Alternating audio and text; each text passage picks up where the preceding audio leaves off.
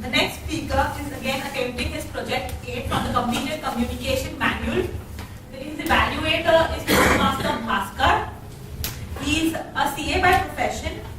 When I asked him what was something unusual that he experienced, he related one unusual incident in his life. Unusual or embarrassing, I don't know. He said, when I was 10 years old in my city, Rukela, I told my neighbor's girl, elder to me by 5 years, I said I will marry her. I told her mother, I did not even know what marriage is all about. Learning disability. So I had to apologize her mom and her father, not sure if the girl was serious about my proposal. So the topic is, this topic is outsourcing, no more an option. Let us all put our hands together for Toastmaster Neela. Toastmaster Neela.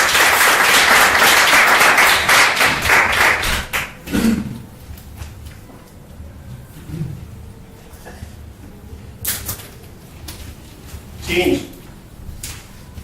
Change is inevitable, right? So change has impacted all our life, the way we work, the way we schedule our things, the way the innovation has gone largely in place of manufacturing, automation, IT, so on and so forth. So the question is if outsourcing is an option or it's an obligation.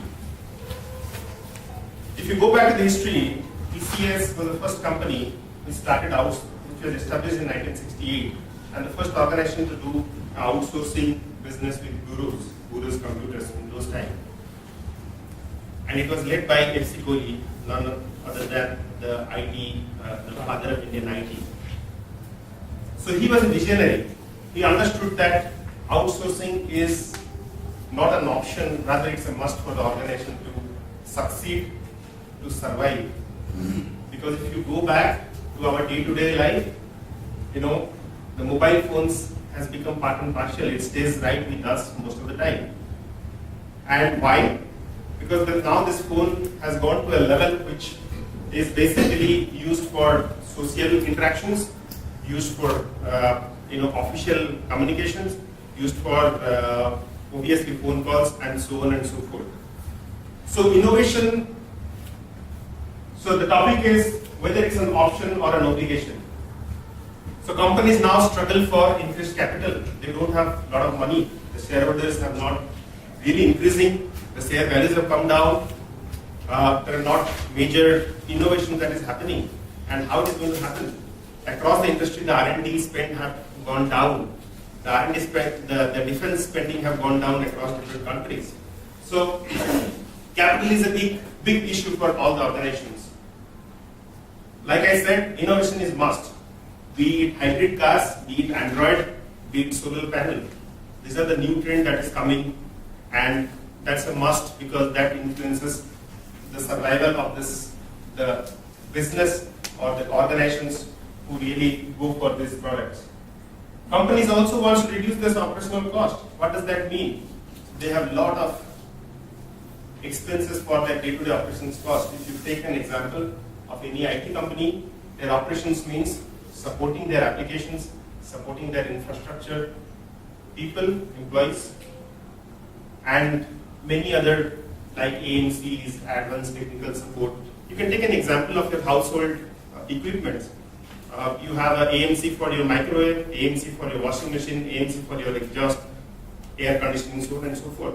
So those costs are incurring. So organizations want to reduce their operational cost and increase shareholder value. End of the day, it's a business that pays for all the underlying services. End user customer satisfaction. Let's take an example of Samsung Android. Suddenly, it has become a market leader. In few months of time, it basically overtook Nokia, which was a primary handheld device in India, because the end user customer satisfaction for a Samsung phone on Android applications is much more higher. The Nokia has come back with Windows 8 phones. The end user customer satisfaction has gone up for Nokia also. So end user plays a vital role because that decides the customer base. Now the question is, the major concern for the organization is how do they really take care of their capital, increase their innovation, reduce their operational cost, increase shareholder value, and increase the end user customer satisfaction. So the organizations look forward to IT outsourcing. So major concerns, what happens to my people who have dedicated their life for years together? What happens? But they are not equipped with the changing IT need, IT skill set. So while their association with the organization is for years together, but yet they are not upskilled, they are not ready to take the new changes that is inevitable.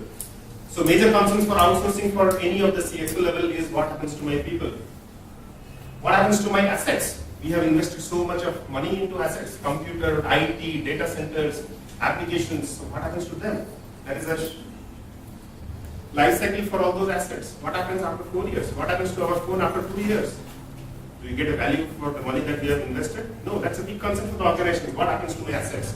I have so many people, so much investment has gone in, but what happens if I outsource them? Now, organizations come up with how it happens. So in a typical outsourcing engagement,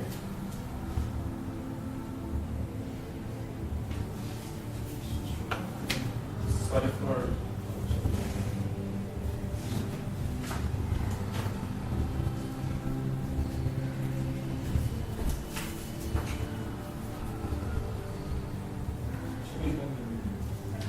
yes. So typically in any engagement, the outsourcing engagement, it happens in 3 phases. There is a pre-contract phase, there is a transition phase, there is a transformation phase. When you say a pre-contract phase, there are experts, SMEs, consultants who work with the organizations and come up with a plan, understand their scope, understand their boundaries, understand what customer needs. That's when the baseline is formed, that's when the approach is determined, that's when both customer and the outsourcing partner comes to on the same page. Then it gets into a transition phase. It's a transition time when the support services people, HR, comes on board with the new organization. So each of the employees of existing organization, their skill assessment is done, their pay package is analyzed, they're mapped with the new organizations, and employees have a lot of concerns, a lot of apprehensions when they move to the new organizations. So HR transition plays a huge role when there is end-to-end outsourcing. Then these are the 2 areas where it's a wave 1 and wave 2. These are basically nothing but the projects that get deployed.